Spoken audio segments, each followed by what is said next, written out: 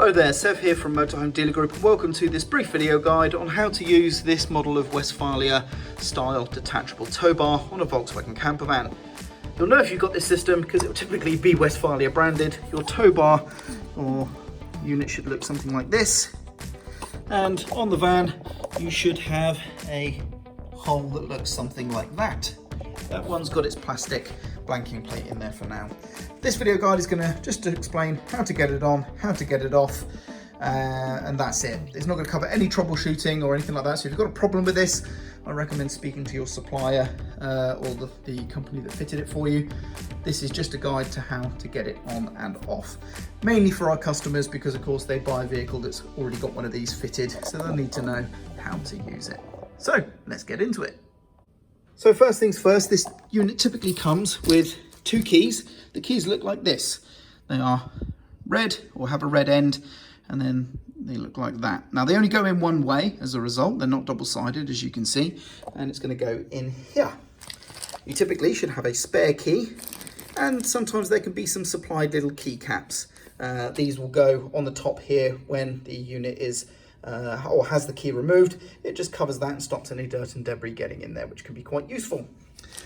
So the unit itself, as you can see, comprises of the main tow bar, but then we have this dial, the star-shaped dial on the side, and there is a red and a green section on the sort of body of that dial, but on the body of the unit itself there is a green arc, and that's important. That lets us know what position this is in and whether or not it's ready to be inserted or to be released.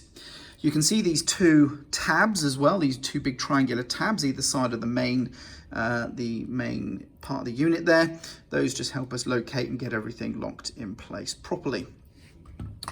On the van itself, we will have a hole that looks something like this, and this particular unit has the blanking plate there, which I'm just taking off.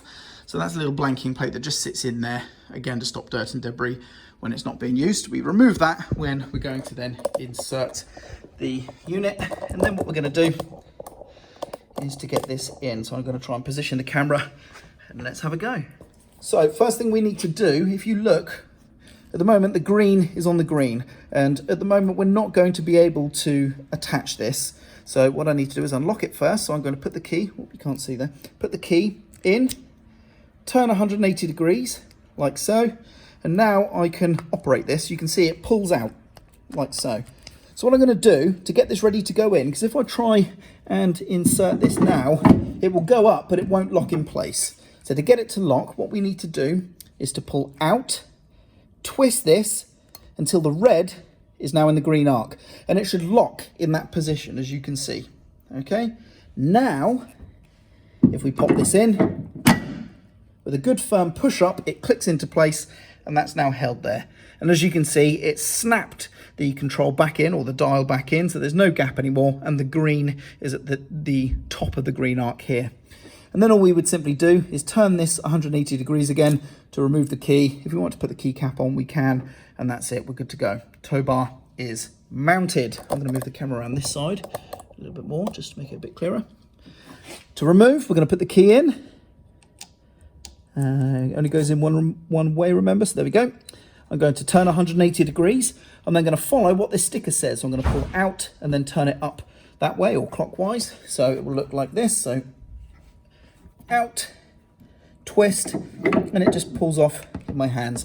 As you can see, when it's removed, it can often end up back in the position that with the red on the green arc. So it's literally ready to go straight back on again if you want to. If you don't want it like that, pull out, twist until it's released. But then, before you over-rotate the dial in the direction of the arrow, which will be that way, actually let it come back this way under its own spring tension. That's spring-loaded, you see? So that's spring-loaded. So I can just let it come back under its own spring tension there and fall. So now the green is on the bottom of the green arc, which is how it was at the start of the video. Like I say, that won't clip in place or lock in, but that is a nicer way to have it stored when it's in its little bag or whatever sort of storage solution you have for the tow bar. Okay, so just to show you one last time, we're going to pull out on this dial, turn till it pops and locks with the red and the green arc there, and we can see that sort of 5mm gap on the dial there. We then put it in, it locks into place like so.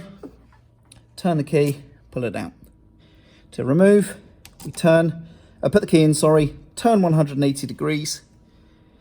We then pull out, turn clockwise or towards the front of the van. When the tow bar releases, we can then just release this under its own spring tension and it should fall closed like so, and we can then store that back away again in its own little bag like this one has. And there we go, that is literally it. Oh, one last thing, of course you might want to pop in your blanking plate.